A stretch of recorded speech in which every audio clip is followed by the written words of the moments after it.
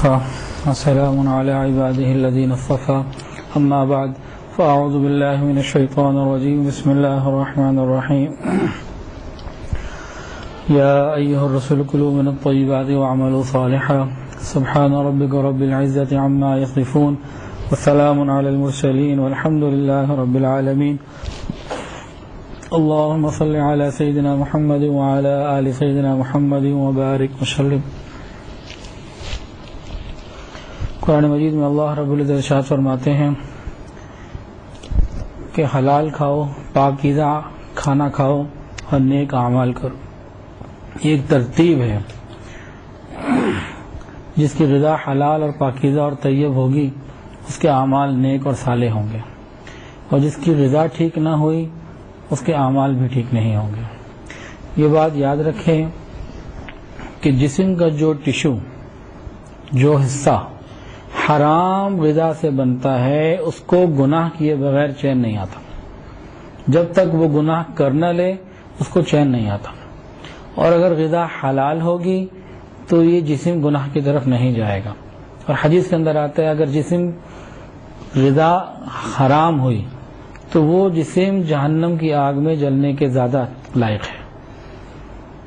تو حلال کا اہتمام کرنا، ایک صحابی کو نبی علیہ السلام نے ارشاد فرمایا یا سعد اپنے کھانے کو حلال کر لے تمہاری دعائیں قبول ہو جائیں گی۔ دعاؤں کی قبولیت بھی حلال غذا کے اوپر ہے۔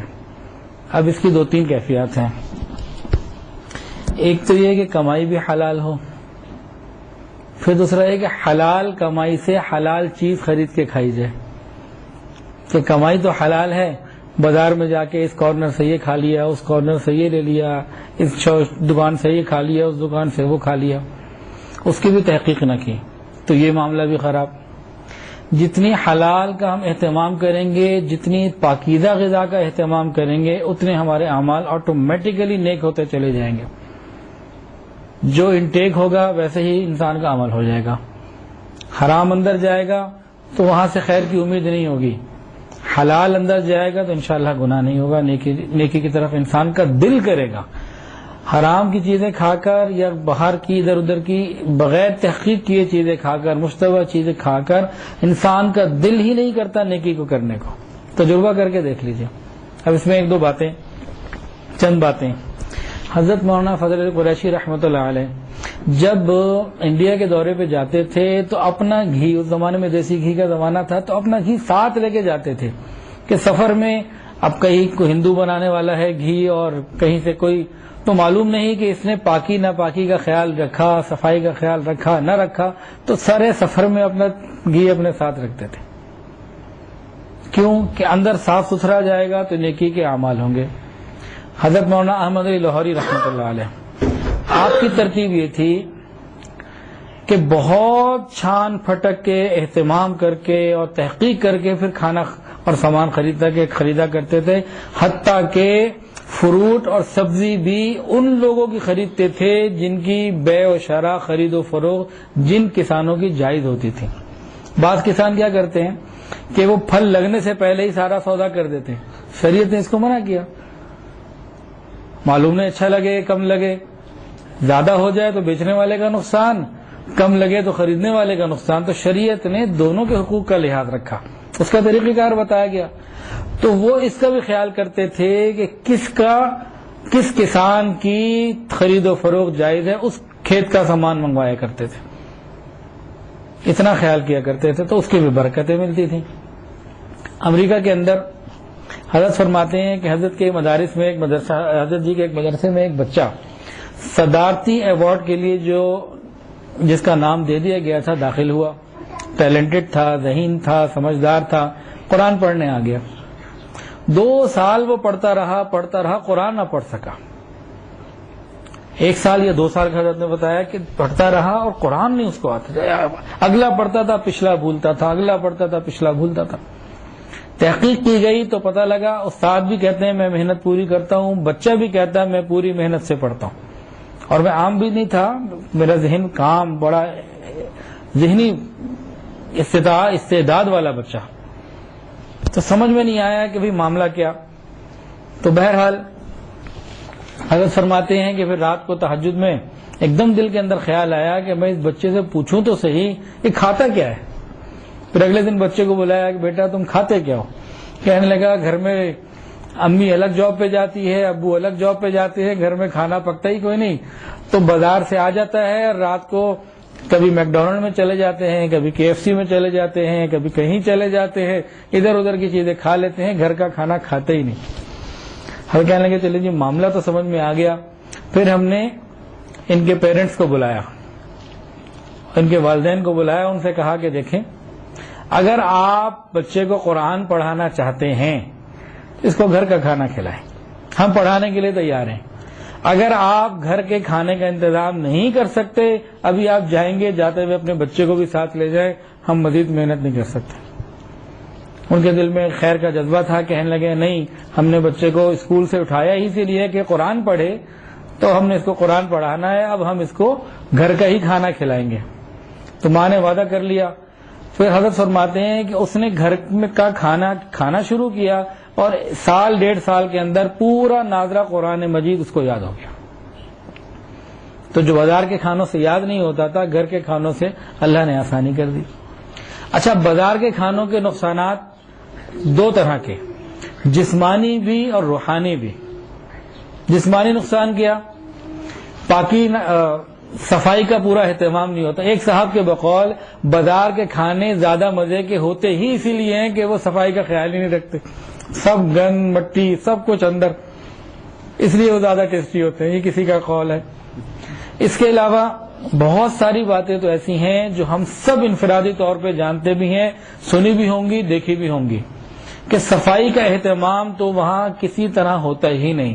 ہاں، جہاں سامنے کاؤنٹر ہے، جہاں اپنے پیسوں کا لین دین کرنا ہے، چیز لینی ہے، وہاں پہ تو 4 لائٹیں بھی لگی ہوں گی اور صاف ستھرا کاؤنٹر بنا ہوگا. جہاں تیار ہو رہا ہے تو وہ معاملہ، پھر جو تیار کر رہا ہے اس بیچارے کو بھی اپنی صفائی کا خیال نہیں. تو صحت کے اعتبار سے بھی نقصان دہ اور روحانی اعتبار سے تو یہ زہر سے زیادہ نقصان دہ. کیسے؟ دیکھیے، ہمارے بعض مشائخ کے ہاں طریقہ رہا اور ابھی بھی چند گھروں میں ایسا طریقہ ہے کہ مستورات جب کھانا پکاتی ہیں تو باوضو اور ذکر کرتی رہتی ہیں. کھانا بھی پکتا رہتا ہے. سورہ یاسین، ایک صحابیہ کا واقعہ ہے کہ وہ تندور پہ روٹیاں لگوانے گئیں، تو جتنی دیر میں روٹیاں لگ کے فارغ ہوئیں اور روٹی والے نے ان کو روٹی دی، انہوں نے روٹیاں پکڑی اور ساتھ ایک عورت تھی، اس کو کہا کہ لے بہن میری روٹیاں بھی تیار ہو گئیں، میرے 3 پارے بھی پورے ہو گئے. تو وہ اللہ کا قرآن یا ذکر میں لگی رہتی تھیں. اور آج بھی چند گھر ایسے ہیں کہ وضو کا اہتمام کرتے ہیں اور کھانا پکانے کے دوران ذکر. تو اس کی برکتوں کو ہم مانتے ہیں کہ نہیں مانتے؟ پہلے یہ بتائیں. اگر ہم کسی نیک اور پاک دامن عورت کے ہاتھوں کا باوضو اور ذکر کے ساتھ پکے ہوئے کھانے کی برکت کے قائل ہیں تو اس بات کا بھی ہمیں قائل ہونا پڑے گا کہ بازار کے اندر وہ آدمی جس کو غسل کے فرائض کا بھی نہیں پتا، اپنی پاکی ناپاکی کا بھی نہیں پتا، جس کے پاس گانے چل رہے ہیں، جو گانے سن رہا ہے، زبان سے گالیاں نکال رہا ہے، کیا ماحول ہے باہر. تو اس کے برے اثرات کو ہم کیسے پیچھے دور کر سکتے ہیں؟ کیسے نہ مانیں؟ ایک آدمی جس کو غسل کا ہی نہیں پتا، اپنی پاکی کا اہتمام نہیں، بے نمازی بھی ایسا کہ مہینوں نماز کی طرف رخ نہ کی. تو اگر ہم پاک عورت کے ذکر کرنے کے وقت کی برکت کے قائل ہیں تو اس کی بے برکتی کا قائل ہمیں ہونا پڑے گا. مکہ مکرمہ میں ایک مرتبہ بیگم صاحب ساتھ تھیں، تو ہوٹل میں کچھ کھانے کا ہم نے اہتمام کیا. وہاں ماشاءاللہ بہاریں ہوتی ہیں، زمزم ملتا ہے، تو چائے بھی ہم لوگ زمزم میں بناتے اور کھانا تو اس میں بھی زمزم ڈال دیتے، آسانی سے ملتا ہے. تو ایک دن جو ہے نا وہ زمزم نے کھانا پکایا، حضرت جی ساتھ تھے گروپ میں، تو ہم بڑی خوشی سے جو ہے نا میں کھانا پکڑا، حضرت کے پاس لے گیا، حضرت نے کھانا کھایا اور میں نے نا حضرت کیا کہتے ہیں نا بڑوں کے سامنے نمبر بنانا، خوش کرنے کے لیے میں نے کہا حضرت یہ آب زمزم کے اندر کھانا تیار ہے.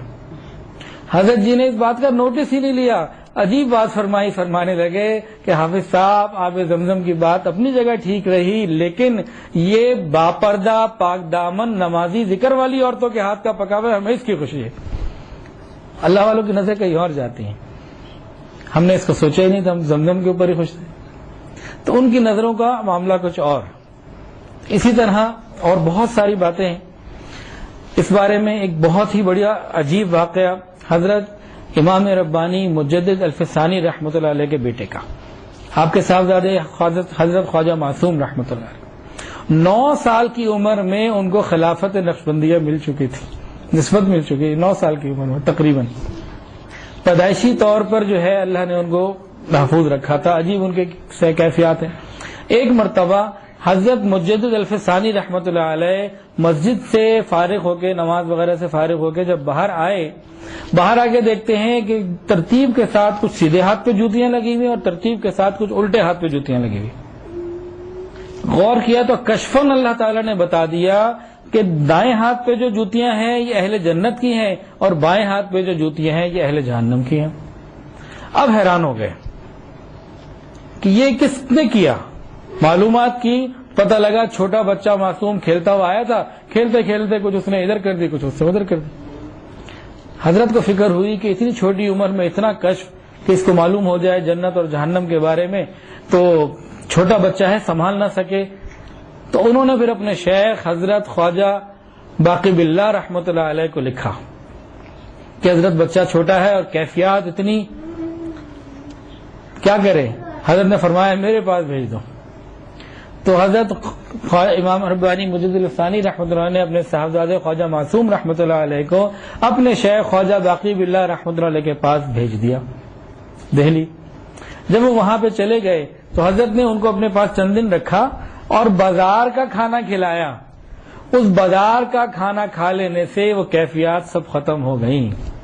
آج سے سینکڑوں سال پہلے جب یہ ٹی وی، فیس بک، یہ موبائل فون، یہ مصیبتیں نہیں تھیں، اس وقت بازار کا کھانا کھانے سے اگر کیفیات ختم ہو جاتی تھی تو آج کل کے ماحول میں بازار کا کھانا کھانے سے ایمان ختم ہو سکتا ہے. اب کوئی کہے کہ یہ مبالغہ آرائی ہے تو بھائی اپنی اپنی رائے ہے. جتنا احتیاط کر لیں گے بازار کے کھانوں کا، خود چند دنوں میں آپ رپورٹ پیش کر دیں گے. بازار کا کھانا پابندی سے کھانے والا یہ فجر کی نماز اور نیکی کی طرف نہیں جا پائے گا. تجربہ کر کے دیکھ لیجئے. یہ باتیں علماء اور مشائخ کی لکھی ہوئی، بتائی بھی ہیں، سمجھائی بھی ہیں. کل فیس بک کے اوپر تھوڑی سی بات ہوئی. آج ایک خاتون نے بتایا، کہنے لگی اسی رمضان کے اندر فیس بک میں پہلی دفعہ میں نے اپنا پیج بنایا اور چند دن میں نے فیس بک میں جو گزارے، میں اعمال سے بھی گئی، مراقبے سے بھی گئی، بس میں اور فیس بک. یہ ایسی چیز ہے، اپنے آپ کو انسان وہاں لگا دیتا ہے، آہستہ آہستہ گریجولی ہٹتے پہلے اعمال سے جاتا ہے، اس کے بعد پھر اللہ والوں سے بھی جاتا ہے، ماحول سے بھی جاتا ہے، پھر دین کے بارے میں شک و شبہات بھی پیدا ہو جاتے ہیں. یہ 4-8 دن میں نہیں ہوتا، ٹائم لگتا ہے، لیکن اس کے اثرات آتے ہی ہیں. اسی طرح ہر چیز کے اثرات ہیں. اسی طرح سورہ کہف کے اندر آپ غور کیجئے، بِوَارِقِكُمْ هَٰذِهِ إِلَى الْمَدِينَةِ فَلْيَنظُرْ أَيُّهَا أَزْكَىٰ، کہ تم کسی ایک کو بھیجو پیسہ دے کے، دیکھو کہ وہ کیا لے کر آئے. أَيُّهَا أَزْكَىٰ، جو زیادہ پاکیزہ. ایسے نہیں بازار جاؤ جو مرضی لے آؤ، نہیں، چیک کر کے کون سا پاکیزہ ہے، حلال ہے، کیا ہے. تو ملٹی نیشنل کمپنیز کا کھانا ہمیں کیا معلوم کیا کھلا رہے ہیں بھائی. تو ہم کوشش کریں سادہ اور صاف غذا کھانے کی، صحت کے لیے بھی اچھی. نبی علیہ السلام کی سیرت سے کیا سبق ملتا ہے کھانے پینے کے بارے میں. نبی علیہ السلام کی سیرت مبارکہ سے کھانے پینے کے بارے میں 2 باتیں تو اس حادث کو محسوس ہوئیں. علماء سے پوچھ لیجئے، مزید اس میں تفصیل وہ بتا پائیں گے. ایک تو یہ بات محسوس ہوئی کہ نبی علیہ السلام کھانا وہ پسند فرماتے تھے جو جلدی تیار ہو جاتا تھا، گھنٹوں نہیں لگتے تھے کھانے پکانے میں. اب ایک کھانا پکانا ہے جی 3 گھنٹے، 5 گھنٹے، 7 گھنٹے. ابھی کراچی گیا، خیر اکرام کرتے ہیں لوگ، اللہ ان کو قبول کرے. تو ایک ڈش آئی ہوئی تھی، اس کے بارے میں بتایا کہ جی 8 یا 7 گھنٹے لگا کے تیار کی. میں نے پوچھا اچھا بھائی اتنی دیر مراقبہ بھی کر لیں ذرا، اتنی دیر میں آپ نے ایک ڈش تیار کی ہے میرے لیے، ذرا اتنی دیر کل میرے کہنے پہ ذرا مراقبہ بھی کر لیں. اب پتہ نہیں انہوں نے کیا ہوگا کہ نہیں. تو بھائی نبی علیہ السلام کی جو پسند ہے جو کھانے پینے کی، وہ کون سی چیزیں تھیں جو میں نے کچھ عورتوں سے تحقیق بھی کی، گھر میں پوچھا تو کہا کہ یہ چیزیں جلدی تیار ہونے والی ہیں. تو ایک تو وہ چیز جس میں ٹائم کم خرچ ہو. دوسرا نقطہ نبی علیہ السلام کی سیرت سے کھانے پینے کے معاملے میں، غذا کے معاملے میں یہ ملا کہ وہ چیز استعمال فرماتے جو صحت کے لیے مفید تھی، جو صحت کے لیے مفید نہیں تھی اس کو ترک فرما دیا کرتے تھے. یہ نبی علیہ السلام کی سنت مبارک ہے. ذائقے کے لیے، زبان کے ٹیسٹ کے لیے، چٹخارے کے لیے کھانا، یہ نبی علیہ السلام کی زندگی میں نہیں ملتا، یا مجھے نہیں ملا. وہاں تو ضرورت کے لیے ملا اور دیکھا کہ کس کے اندر افادیت اور صحت زیادہ ہے. تو بہرحال اللہ تعالیٰ سے دعا ہے اللہ تعالیٰ میں حلال اور پاکیزہ کھانے کا اہتمام کرنے کی توفیق عطا فرمائے. ایک واقعہ عرض کر کے اس بات کو مکمل کرتا ہوں. حضرت مولانا قاسم نانوتوی رحمۃ اللہ علیہ دارالعلوم دیوبند کے بانی مبانی، جب دارالعلوم کا بنیاد رکھنا تھا نا، سنگ بنیاد، انہوں نے اعلان فرمایا کہ میں دارالعلوم کی سنگ بنیاد کی جو اینٹ ہے، پہلا پتھر ایسی شخصیت سے رکھواؤں گا جس نے کبیرہ گناہ تو کیا کرنا، کبیرہ گناہ کا اس کو خیال بھی نہیں آتا. تو ننھے میاں رحمۃ اللہ علیہ کر کے ایک بزرگ تھے اور عام زندگی تھی اور معاشی طور پر گھاس کاٹنے کا کام کرتے تھے. اکنامک کنڈیشن بہت ویک تھی، لیکن یہ سال کے اندر ایک مرتبہ دارالعلوم کے اساتذہ کو اپنے گھر بلا کر کھانا کھلاتے تھے. دارالعلوم کے اساتذہ کہتے ہیں ہم اس کھانے کے لیے، اس دعوت کے لیے پورا سال انتظار میں رہتے کہ کب ان کی طرف سے دعوت آئے گی اور ہم وہاں جا کے کھانا کھائیں گے. اور وہ کھانا کیا ہوتا تھا؟ چاول سے ہوتے تھے اور بریانیاں نہیں بنتی تھیں، مسالے والی اور سندھی بریانی اور کون سی بریانی، یہ نہیں ہوتا تھا. آج کل ایک بریانی چلی اچانک بریانی، تو بھائی وہ اچانک بریانی نہیں ہوتی، پورے سال کی پلاننگ کر کے سارا دن محنت کرتے، گھاس کاٹتے، تھوڑا تھوڑا سا بچا لیتے، پس انداز کرتے کرتے سال بعد اس قابل ہو جاتے کہ چند لقمے چاول کے، سادہ چاول کے ابال کے اساتذہ کو کھلا سکتے. بس ایسی سی دعوت ہوتی تھی، بہت سادہ سے. دارالعلوم کے اساتذہ فرماتے ہیں کہ جب ہم ان کے گھر کا کھانا کھا کر آتے 40 دن تک اپنے نماز کی کیفیات میں بہتری محسوس کرتے، عبادات میں بہتری محسوس کرتے. کتنا حلال اور پاکیزہ کھانا ہوگا. پھر ان کی اپنی کیا کیفیات ہوں گی جو اتنا حلال کھانے والے ہوں. تو جب ہم حلال کا اہتمام کریں گے اور حلال مال سے حلال چیزیں خرید کر کھائیں گے، یقیناً ہماری زندگی میں نیکی تقویٰ آئے گا. اور جب ہم بے جانی کا کام کریں گے، کمائی میں بھی خیال نہ رکھیں، کچھ لوگ ہیں کمائی میں خیال کر لیتے ہیں، اس کے بعد پھر بچوں کو کہنے پہ آ کے ہر چیز ہی لے لیتے ہیں، بچوں کے لیے یہ بھی لے لیا وہ بھی لے لیا تحقیق کے بغیر. تو بھائی اس سے بچنے کی ضرورت ہے. جتنی ہماری غذا حلال اور طیب ہوگی اتنے ہمارے اعمال اچھے اور صالح ہوں گے. اللہ تعالیٰ سے دعا ہے اللہ تعالیٰ ہمیں دنیا میں بھی نیک اور صالح اور عافیت والا رزق عطا فرمائے، وافر عطا فرمائے، اور جنت میں بھی نبی علیہ السلام کے دسترخوان سے ہمیں کھانے کی توفیق عطا فرمائے. وآخر دعوانا الحمدللہ رب العالمین. دعا کر لیجیے. الحمدللہ رب العالمین وصلی اللہ علی النبی الأمی الکریم. کریم آقا ہم آپ کے عاجز مسکین بندے ہیں. اللہ ظاہر میں بندے ہیں، حقیقت میں نہایت ہی گندے ہیں. یا اللہ ہمارے دلوں کی گندگیوں کو دور فرما، ہمارے سینوں کو اپنے نور سے منور فرما، ہمارے دلوں کو اپنی یاد سے آباد فرما، سینوں کو اپنی محبت سے لبریز فرما، خطاؤں سے درگزر فرما، عیبوں کی پردہ پوشی فرما. یا اللہ برا چاہنے والوں کی برائی سے محفوظ فرما، حاسد کے حسد سے محفوظ فرما. یا اللہ دوستی کے رنگ میں دشمنی کرنے والوں سے محفوظ فرما. یا اللہ دوستی کے رنگ میں دشمنی کرنے والوں سے محفوظ فرما. کریم آقا ہماری زندگیوں میں، گھروں میں برکتیں نصیب فرما. اپنی رحمت سے ہماری تمام نیک جائز حاجات کو پورا فرما، تمام پریشانیوں کو اپنی رحمت سے دور فرما. یا الہ العالمین ہم سب کو اپنے مقبول بندوں میں شامل فرما. ہم سب کو رزق حلال، آسان، فراخ اور بابرکت عطا فرما. حرام اور مشتبہ سے محفوظ فرما. یا اللہ جو صاحب اولاد ہیں انہیں اولاد کی خوشیاں نصیب فرما، اولاد کے غموں سے محفوظ فرما. صلی اللہ تعالی علی خیر خلقہ سیدنا محمد وعلی آلہ واصحابہ آل بیت اجمعین. آمین برحمتک.